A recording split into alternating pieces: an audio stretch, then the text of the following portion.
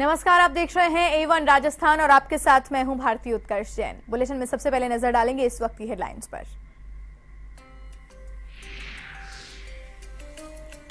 राजधानी को सीएम वसुंधरा राजे की सौगात, एसएमएस ट्रोमा सेंटर के बीच अंडरपास का किया शिलान्यास। यूडीएच मंत्री कृपलानी और चिकित्सा मंत्री सराफ रहे मौजूद।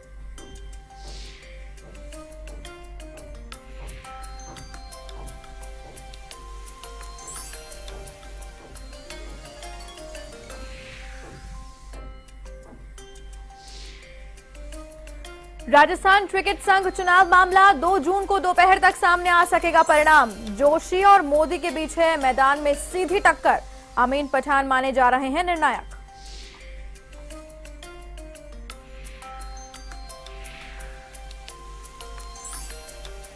कोटा में पुलिस ने रेलवे कर्मचारी की हत्या का किया खुलासा। 3 आरोपियों को किया गिरफ्तार। रेलवे फाटक खोलने को लेकर गैंगमैन की हत्या की।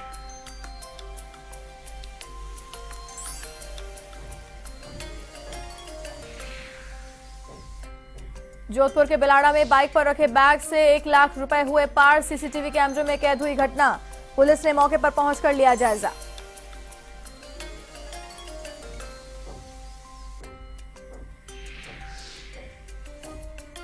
सरकार की नीतियों के विरोध में मेडिकल स्टोर बंद। ऑनलाइन दवा विक्रय का जताया विरोध। मरीजों के साथ आमजन परेशान।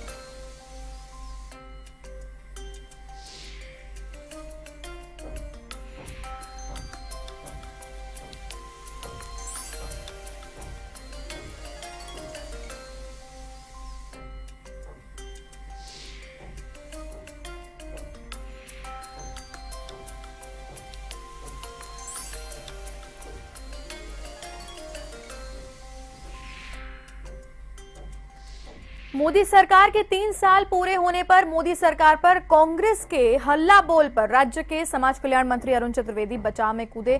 चतुर्वेदी ने कहा कि कांग्रेस ने अब तक देश की जनता से कभी गरीब हटाओ कभी गरीबी मिटाओ के नारे लगाए हैं, लेकिन काम कभी नहीं किया। पहली बार देश को ऐसा पीएम मिला है जिसने गरीबों के लिए नीतियां बनाकर सीधा लाभ दिया है।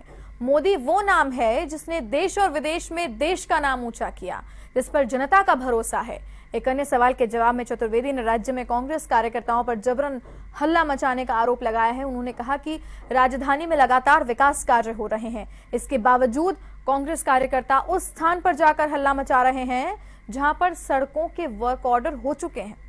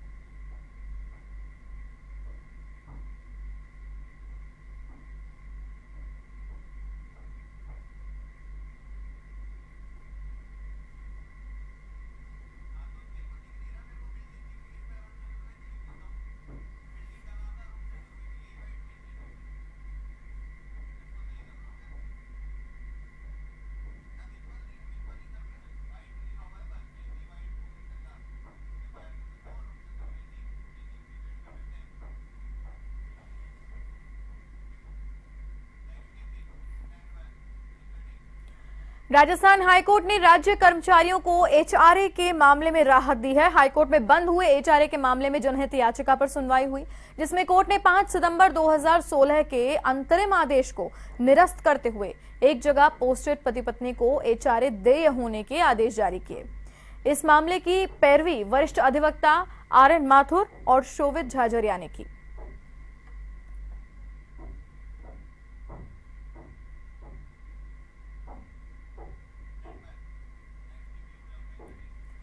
दिल्ली मुंबई रेलवे लाइन पर अलनिया में बंद रेलवे फाटक को खुलवाने की बात पर हुई गैंगमैन से मारपीट और एक रेलवे कर्मचारी की हत्या के मामले में पुलिस को सफलता हासिल हुई है। पुलिस ने वारदात में शामिल 3 और अपराधियों को गिरफ्तार किया है। पुलिस प्रशासन ने अपराधियों पर 5,000 का इनाम घोषित किया था। बताया जा रहा है कि वारदात के बाद तीनों आरोपियों ने हिमाचल प्रदेश में फरारी काटी थी। शहर पुलिस अधीक्षक अंशुमान भौमिया ने बताया कि पिछले साल अगस्त माह में अलनिया रेलवे फाटक पर गैंगमैन मोहन सिंह गुर्जर ड्यूटी कर रहे थे। ऐसे में मालगाड़ी आने की सूचना के बाद मोहन सिंह ने रेलवे फाटक को बंद कर दिया। उसी समय टावेरा सवार आधा दर्जन से अधिक युवक आए और रेलवे फाटक को जबरन खुलवाने की बहस करने लगे। कुछ युवकों ने गैंगमैन के साथ मारपीट की। बीच बचाव करने आए रेलवे कर्मचारी बदन सिंह और उसके बेटे बाबूलाल के साथ भी युवकों ने मारपीट की। इस वारदात में बदन सिंह की अस्पताल में उपचार के दौरान मृत्यु हो गई थी। वारदात के कुछ दिनों बाद पुलिस ने 11 अपराधियों को गिरफ्तार किया था। वारदात के बाद से रेलवे कॉलोनी निवासी मोहम्मद शरीफ, मोहम्मद वारिक और मोहम्मद आरिफ को गिरफ्तार कर लिया गया। बताया जा रहा है कि आरोपियों के खिलाफ रेलवे कॉलोनी थाने में मारपीट और सट्टे के कई प्रकरण दर्ज हैं।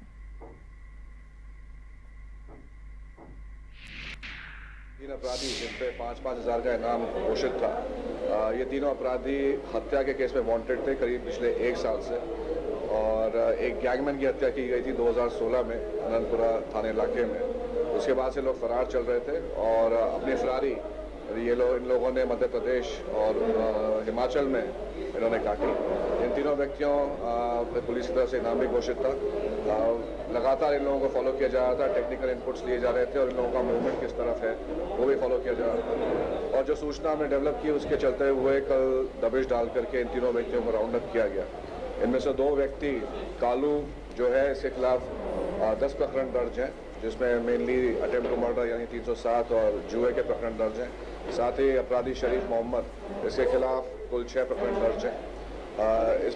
इस केस में ऑलरेडी करीब पहले 11 लोगों की गिरफ्तारी हो चुकी थी और उसमें 3 व्यक्तियों की गिरफ्तारी और की गई है। अजमेर में पति की बेवफाई से तंग आकर जयपुर की रहने वाली एक युवती ने अपने हाथों की नसें काटकर खुदकुशी करने का प्रयास किया। समय रहते मोहल्ले वालों की सूझबूझ के चलते इस युवती की जान बचाई जा सकी और फिलहाल युवती का जेएलएन अस्पताल में डॉक्टर्स की निगरानी में इलाज किया जा रहा है। जयपुर निवासी तान्या नाम की 24 साल की युवती ने पंचशील में अपने घर में हाथों की नसें काटकर खुदकुशी करने का प्रयास किया। तान्या ने बताया कि 5 साल पहले दिल्ली में जॉब करने के दौरान राहुल नाम के व्यक्ति से मुलाकात हो गई और दोनों ने शादी कर ली। करीब 5 साल बाद जब युवती अपने पति के साथ अजमेर रहने आई, इस दौरान पता चला कि कविता नाम की युवती से उसके पति के संबंध हैं और उसके पति राहुल ने उससे शादी भी कर ली है। तान्या ने जब इसकी शिकायत की तब राहुल उसको छोड़कर चला गया।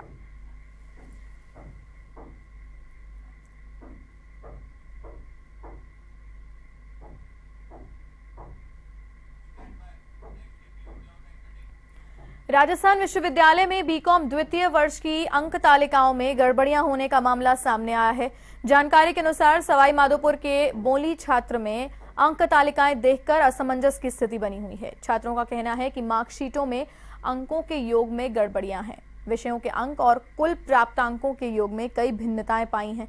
ऐसे में छात्रों ने परिणाम को लेकर असंतोष जाहिर किया है।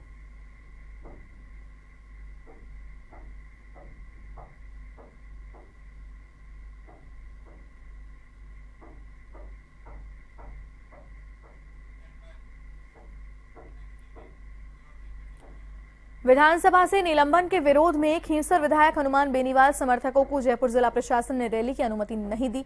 प्रशासन की अनुमति नहीं मिलने के बावजूद बेनीवाल के सैकड़ों समर्थकों ने जयपुर उनके आवास पर पहुंचकर समर्थकों को संबोधित करते हुए बेनीवाल ने सरकार पर निशाना साधा। बेनीवाल ने कहा कि किसान, मजदूर, गरीब और दलित आदिवासियों की आवाज सदन में उठाने के कारण सरकार ने निलंबन कर दिया है। अब जब सड़कों पर जनता की आवाज उठाने जा रहे हैं तो यहां पर भी सरकार तानाशाही कर रही है, जिसे बर्दाश्त नहीं किया जाएगा। बेनीवाल ने कहा कि कार्यकर्ताओं को जगह जगह पर रोका गया, उन्हें थानों में बंद कर दिया गया, गाड़ियों की हवा निकाल दी गई। बेनीवाल समर्थकों को राज्यसभा विधायक डॉक्टर किरोड़ीलाल मीणा ने भी संबोधित किया। मीणा ने कहा कि ऐसी तानाशाही सरकार कभी नहीं देखेगी जो जनता की ही नहीं, जनप्रतिनिधियों की आवाज लाठी और गोली के दम पर दबा रही हो। प्रदर्शन को देखते हुए जालूपुरा स्थित हनुमान बेनीवाल का बंगला पुलिस छावनी में तब्दील रहा। पुलिस ने संसार चंद्र मार्ग पर बैरिकेड्स लगाकर प्रदर्शनकारियों को रोका। हालांकि बेनीवाल और किरोड़ीलाल मीणा ने सरकार से पुलिस कमिश्नरेट तक रैली निकालने की अनुमति मांगी, जिसे भी पुलिस ने इनकार कर दिया है। मीणा ने एक सवाल के जवाब में कहा कि उनका और बेनीवाल का बीजेपी में शामिल होने का सवाल ही नहीं उठता। खींवसर से निर्दलीय विधायक हनुमान बेनीवाल को पहले जिला प्रशासन ने रैली करने की अनुमति दे दी और फिर अनुमति रद्द कर दी।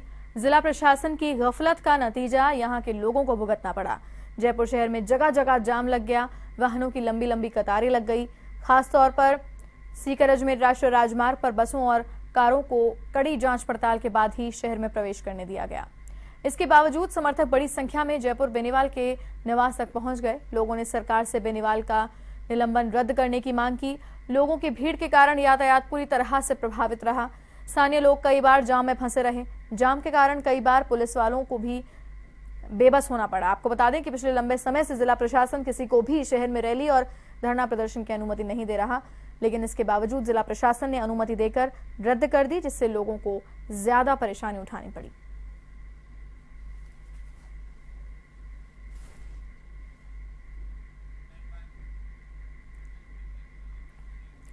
गर्मी का मौसम, बिजली की कटौती, रमजान का महीना और पानी की मारामारी, कुछ ऐसे हालात हैं झुंझुनू की मुस्लिम बस्तियों के। परेशान 4 वार्डों और करीब आधा दर्जन बस्तियों के लोगों ने पीएचईडी कार्यालय पर प्रदर्शन किया। कार्यालय में कोई अधिकारी नहीं मिलने पर लेखाकार को ही घेर लिया गया। इसके बाद अब एसई आए तो उन्हें घेर लिया और बताया कि एक ओर तो उनके यहाँ पर पिछले 1.5 माह से पानी नहीं आ रहा है और दूसरी ओर अधिकारी फोन तक नहीं उठाते, जिस पर एसई ने वार्डवासियों से बातचीत की। इसके बाद आश्वस्त किया कि 1-2 दिनों में ही मामले का समाधान कर दिया जाएगा। उधर पार्षद इकराम भाटी ने अधिकारियों पर भाजपा नेताओं की शय पर मुस्लिम मोहल्लों में पानी की सप्लाई नहीं करने का आरोप लगाया है।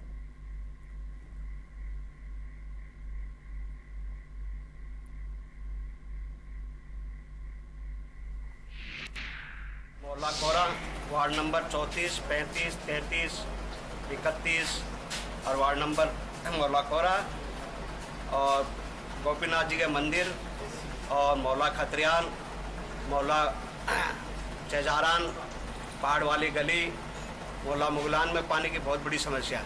हमने कई बार जयन को एससी साहब को भी पहले हमने 15 दिन पहले एक ज्ञापन किया था, लेकिन अभी तक हमारे पानी की समस्या हल नहीं हुई। आज दोबारा हम एससी साहब के पास आए हैं पानी की समस्या को लेकर। रमजान का महीना चल रहा है, बहुत बुरा हाल है। मोदी सरकार के 3 साल पूरे होने पर पूरे देश में मोदी फेस्ट का आयोजन किया जा रहा है और इसी क्रम में झुंझुनू में भी मोदी फेस्ट के तहत 2 व 3 जून को प्रदर्शनी लगेगी, जिसमें केंद्र सरकार के विकास कार्यों और उनकी योजनाओं के बारे में भाजपा कार्यकर्ताओं तथा आमजन को बताया जाएगा। कार्यक्रम की तैयारियों और प्रचार प्रसार के लिए मोदी फेस्ट रथ को झुंझुनू के बीजेपी कार्यालय से रवाना किया गया। भाजपा जिला महामंत्री डॉक्टर राजेश बाबल ने कार्यकर्ताओं की मौजूदगी में पूजा अर्चना की और रथ में लगी बड़ी स्क्रीन का फीता काटकर इसे रवाना किया। ये रथ गांव ढाणियों में जाकर सरकार की योजनाओं के बारे में बताएगा तथा 2 दिन के आयोजन का न्योता भी आमजन को देगा।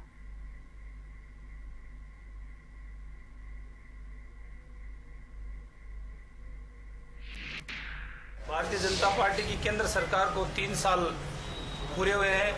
मोदी जी के 3 साल की बहुआयामी योजनाओं का जन जन तक प्रचार करने के लिए कैसे लोगों के लिए जनउपयोगी हैं ये योजनाएं, हमने अभी एक रथ को रवानगी दी है। 2 तारीख को हमारा मोदी फेस्ट के नाम से एक आयोजन, बड़ा आयोजन जिला हेडक्वार्टर पे पीवी सिंह स्कूल में होगा और ये जितनी भी योजनाएं हैं भारत सरकार की, जो आज़ादी के बाद सबसे उपयोगी योजनाएं आमजन के लिए, उनका प्रचार प्रसार करने के लिए अभी रथ को रवानगी दी। चूरू जिला मुख्यालय पर भी अब नेकी की दीवार जरूरतमंदों की मदद करेगी। जिला कलेक्टर ललित गुप्ता ने नगर परिषद रनबसेरा में नेकी की दीवार का शुभारंभ किया है।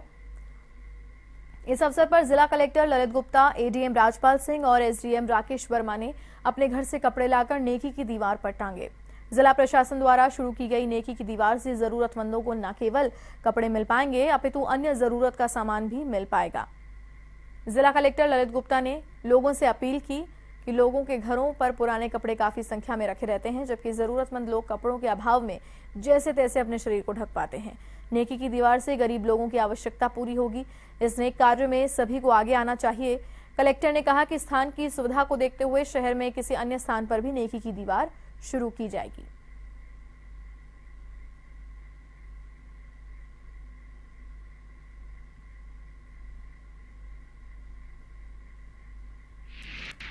कई बार जो बहुत सारे लोग ऐसे होते हैं जिनके या तो कपड़े थोड़े छोटे हो जाते हैं या कुछ दिनों बाद उनका ऐसा लगता है कि साहब अब नए खरीदे जाए।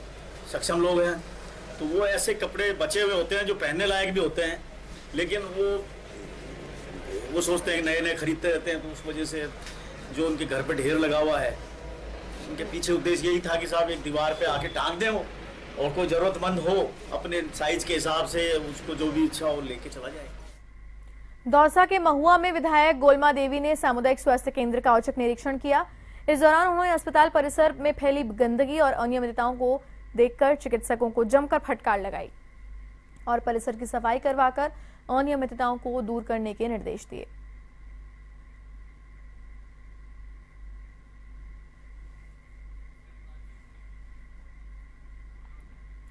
सीकर के फतेहपुर पंचायत समिति की साधारण सभा की बैठक आयोजित हुई। बैठक की अध्यक्षता विधायक नंदकिशोर मेहरिया ने की, जिसमें बिजली, पानी, सड़क सहित कई मुद्दों पर चर्चा हुई।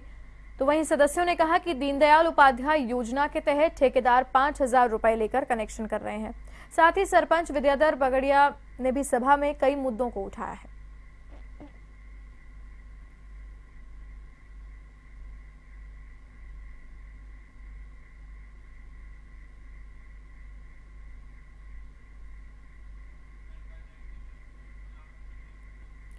पाली में हिंद कांग्रेस पार्टी के राष्ट्रीय अध्यक्ष जयवीर नागर ने हरीशचंद्र राठौर ठाकरवास को पाली जिला प्रमुख नियुक्त किया है। उनकी नियुक्ति पर नागर ने कहा कि राठौर एक सामाजिक कर्मठ युवा नेता हैं और सामाजिक तौर पर युवाओं को साथ लेकर पार्टी को आगे बढ़ाएंगे।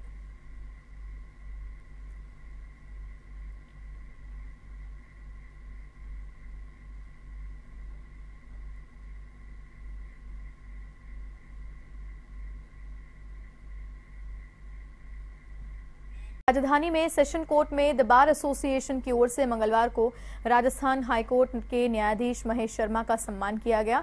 कार्यक्रम में बार एसोसिएशन के अध्यक्ष सुबोध के साथ न्यायिक अधिकारी और अधिवक्ता उपस्थित रहे।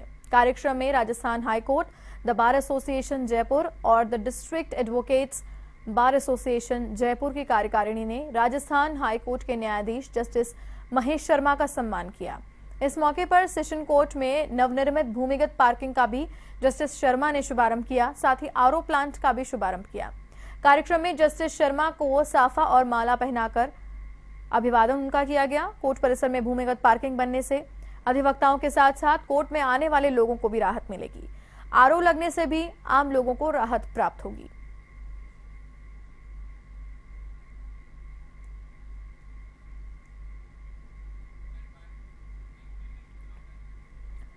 हनुमानगढ़ के गिड़ा तहसील मुख्यालय पर कांग्रेस कार्यालय का उद्घाटन किया गया। कार्यालय का उद्घाटन पूर्व सांसद और कांग्रेस के राष्ट्रीय सचिव हरीश चौधरी और पूर्व राजस्व मंत्री हेमाराम ने फीता काटकर किया। इस दौरान पीसीसी सचिव रूपाराम धंदे, जिला प्रमुख प्रियंका मेघवाल सहित बड़ी संख्या में कांग्रेस के पदाधिकारी और कार्यकर्ता उपस्थित रहे।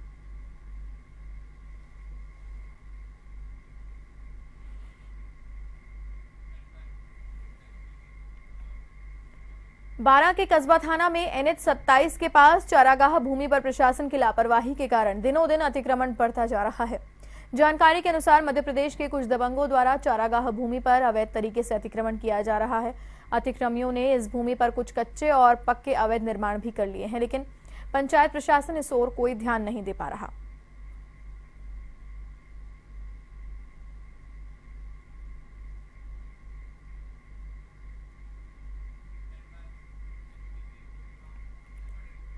अजमेर के ब्यावर की मेडिकल दुकानें मंगलवार को बंद रहीं। देश की मेडिकल केमिस्ट एसोसिएशन ने ऑनलाइन और पोर्टल के विरोध में दुकानें बंद रखीं।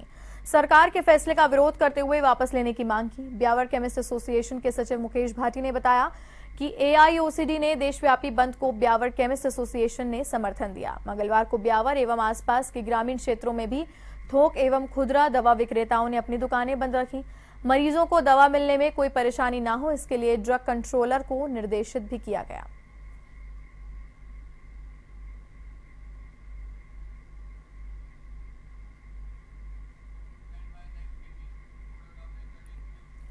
भीलवाड़ा में दवा प्रणाली में केंद्र सरकार की ओर से प्रस्तावित बदलाव के विरोध में मंगलवार को राष्ट्रव्यापी हड़ताल के समर्थन में शहर के मेडिकल स्टोर बंद रहे। इस दौरान दवा विक्रेताओं ने जिला कलेक्टर को ज्ञापन सौंपकर बदलाव को वापस लेने की मांग की है।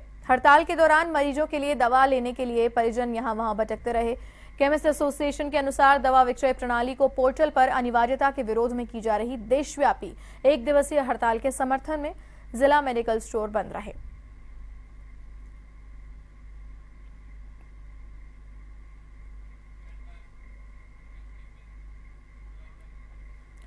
धौलपुर में केमिस्ट एसोसिएशन की ओर से ऑनलाइन फार्मेसी के विरोध में दवा की दुकानें बंद रखी गईं। बंद का जिले में मिला जुला असर देखने को मिला। केमिस्टों ने सरकार के खिलाफ नारेबाजी कर केंद्रीय स्वास्थ्य एवं परिवार कल्याण मंत्री के नाम जिला कलेक्टर को ज्ञापन सौंपा। केमिस्टों ने बताया कि पूरे भारत में 8 लाख केमिस्टों ने अपना व्यवसाय बंद रखकर विरोध जताया है।